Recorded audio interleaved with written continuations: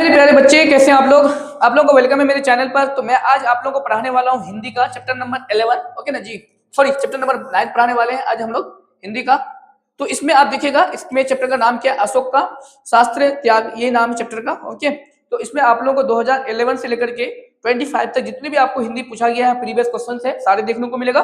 तो आप लोग प्लीज मेरे चैनल को लाइक सब्सक्राइब कर सकते हैं, साथ में शेयर भी कर सकते हैं। तो चलते हैं हम लोग क्वेश्चन का, किस तरह का क्वेश्चन पूछा गया है। देखिए, अशोक का शास्त्र त्याग, और इसका ये क्या है? एक एकांकी है। क्या ये? एक एकांकी है। और इसको लिखने वाला कौन है? आपका वंशीधर श्रीवास्तव है ना। पहला वाला क्वेश्चन है, मैं स्त्री का वध नहीं करूंगा, ये पंक्ति किसका है? पद्मा का, सैनिकों का, सेनापति का, अशोक का? तो हम लोग जानते हैं अशोक का है। इसका है अशोक। अशोक ने क्या कहा था कि मैं स्त्री का वध नहीं करूंगा, मतलब स्त्री से लड़ाई नहीं करूंगा, ठीक है ना। और जानते हैं ना अशोक क्या था? एक खुद महाराजा था। ओके, कलिंग संबंधित है किससे? रानी लक्ष्मीबाई से, पद्मा से। कलिंग किससे संबंधित है? आपको पद्मा से है, क्योंकि पद्मा क्या करने आई है? अशोक से लड़ने के लिए आई है। क्यों? क्योंकि अशोक क्या है? अशोक ने पद्मा की जो पिताजी है उनका देहांत कर दिया है, उसको मार गिराया है, ठीक है। बोले कि 4 साल तक चला है। क्या 4 साल तक चला है? कलिंग का युद्ध, बक्सर का युद्ध, प्लासी का युद्ध, इनमें से कोई नहीं। तो हम लोग जानते हैं कि 4 साल तक क्या चला? आपका कलिंग का युद्ध चला है। सैनिकों को तलवार फेंकने का आदेश किसने दिया था? अशोक ने, लक्ष्मीबाई ने, पद्मा ने, सेनापति ने? तो सैनिकों को तलवार फेंकने का आदेश कितना? अशोक महाराजा ने दिया था, है ना।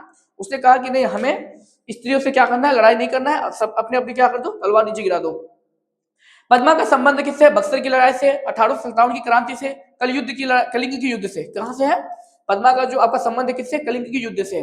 कलिंग दुर्ग खुलने पर किसकी सेना बाहर निकली थी? तो पुरुषों की, यक्षों की, स्त्रियों की, कन्नौड़ों की? किसकी? स्त्रियों की सेना बाहर निकली थी, ठीक है जी। आगे वाला क्वेश्चन कहता है कि पद्मा कौन है? कलिंग की महाराजा की बेटी है, मगध की राजकुमारी है, कलिंग की रानी है, मगध की रानी है। तो कलिंग कौन है? सॉरी, पद्मा कौन है? पद्मा कौन है? पद्मा है कलिंग महाराजा की बेटी है। ओके, ऑप्शन ए हो जाएगा। क्वेश्चन नंबर 8 आपसे कहता है, फेंक कर चलाए जाने वाले हथियार को क्या कहते हैं? फेंक कर चलाने वाले, जैसे तीर वगैरह होता है ना जी, फेंक कर चलाते हैं तीर वगैरह ना, तो उसको हम लोग बोलते हैं अस्त्र कहता है। क्या कहता है उसको? अस्त्र कहा जाता है, ठीक है ना। फेंक कर चलाने वाले हथियार को अस्त्र कहा जाता है। बुंद शरण गच्छामी किसने कहा है? अकबर ने, अशोक ने? तो अशोक ने कहा है। किसने कहा है? अशोक ने कहा है। स्वयं पकड़ में आना अर्थ क्या होता है? स्वयं मतलब खुद ब खुद पकड़ में आ जाना। खुद ब खुद पकड़ में आ जाने को हम लोग क्या बोलते हैं? आत्म परिवर्तन का, आत्मसमर्पण का, आत्मघात का, आत्महत्या का। तो आत्मसमर्पण कहते हैं उसको। क्या बोला जाता है? आत्मसमर्पण कहा जाता है, खुद ब खुद पकड़ में आ जाना। तिब्बत में बौद्ध धर्म का प्रचार प्रसार किसने किया है? आर्यभट्ट ने, शांति रक्षित ने, अतीश दीपंकर ने, हरिभद्र ने? किसने किया था?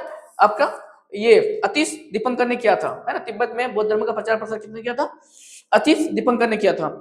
बौद्ध भिक्षु के सामने में अशोक और उसके सभी सरदार किस रंग के वस्त्र पहन करके आए थे? लाल रंग, सफेद, पीपल, नीला। तो हम लोग जानते हैं कि उसके सामने में सबको पीला रंग के वस्त्र पहन करके आए थे। कौन सा रंग? पीला रंग के वस्त्र पहन करके आए थे। ओके जी।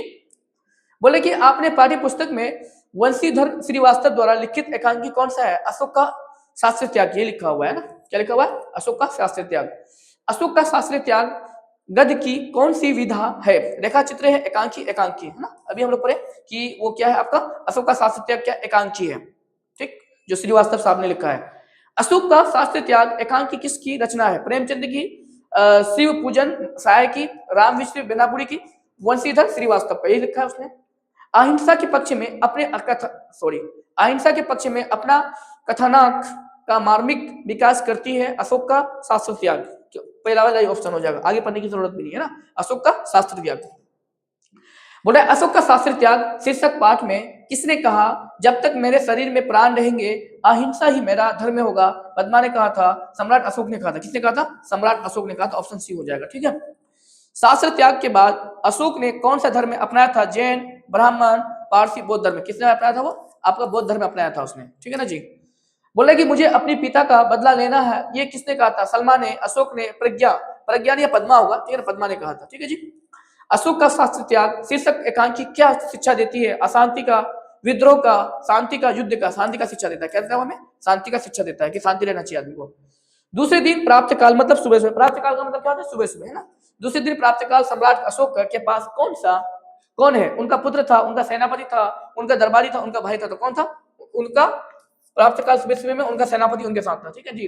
कितने साल में के युद्ध में के बाद, कितने साल के युद्ध के बाद कलिंग नहीं जीत जा सके थे? तो हम लोग जानते हैं 4 साल बाद। पहली परीक्षा चुकी है क्वेश्चन, तो 4 साल के बाद भी कलिंग का युद्ध खत्म नहीं हुआ था, वो चलते रहा था, ठीक है ना जीत पाया था कोई उसको।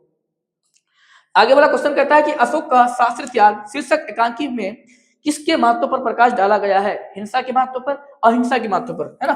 महात्मा गांधी वाला कहानी, महात्मा गांधी हमेशा किस रास्ते पर चलने बोला? अहिंसा के रास्ते पर चलने बोला था, है ना, वायलेंस के रास्ते में, नॉन वायलेंस के रास्ते में, ओके ना जी।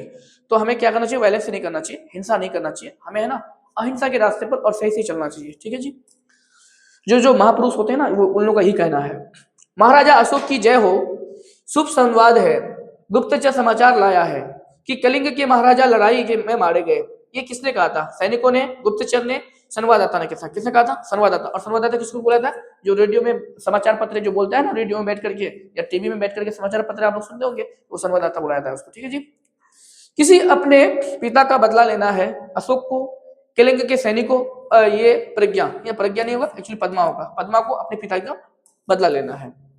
हाथ में थाम कर चलाए जाने वाले हथियार को क्या कहते हैं? अस्त्र, शस्त्र कहते हैं उसको। क्या कहते हैं? शस्त्र कहते हैं। और जो फेंक करके चलाया जाता है, जैसे तीर हुआ, है ना, तो उसको अस्त्र कहा जाता है। मैं स्त्रियों पर शस्त्र नहीं चलाऊंगा, ये किसने कहा था? सेना ने, पुलिस ने, अशोक ने कहा था कि मैं स्त्रियों पर क्या नहीं चलाऊंगा? शस्त्र नहीं चलाऊंगा, मतलब गोलाबारी नहीं चलाऊंगा, ठीक है। देखिए क्वेश्चन कितना बार पूछ चुका है, ओके जी। बोल रहे कि सम्राट अशोक किसके सामने तलवार नीचे फेंक देते हैं? कलिंग के महाराजा, कलिंग के सेनापति पर पद्मा के नीचे क्या करते हैं? पद्मा के सामने वो क्या करते हैं? अपना तलवार वगैरह फेंक देते हैं, ओके। कलिंग में कितने साल से युद्ध हो रहा है? तो ऑब्वियसली 4 साल से भाई, पहले भी पढ़ चुका है बात, है ना, रिपीट किया गया है क्वेश्चन, बहुत बार पूछ चुका है ना, इसलिए रिपीट किया बार बार। मैं तुमसे शास्त्र सीखने नहीं आई हूँ, ये किसने कहा है? पद्मा कह रहा है, ठीक है।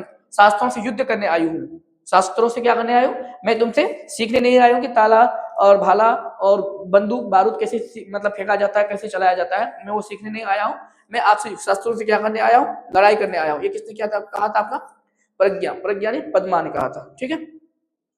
कलिंग महाराजा की कन्या मतलब क्या होता है? पुत्री या बेटी, है ना। कन्या माने क्या होता है? पुत्री या बेटी। का नाम क्या था? सबको जानते हैं हम लोग, प्रज्ञा नाम था या उसका नाम पद्मा नाम था। वंशीधर श्रीवास्तव रचित पठित एकांकी में शास्त्र से सज्जित सम्राट अशोक कहाँ बैठे थे? घोड़े पर, रथ पर, हाथी पर, परकोटे पर। कहाँ पे बैठे थे? परकोटे पर। तो आज के लिए इतना ही। अब हम लोग मिलते हैं नेक्स्ट वीडियो में। आप लोग प्लीज मेरे चैनल को लाइक सब्सक्राइब कर सकते हैं, साथ में शेयर कर सकते हैं।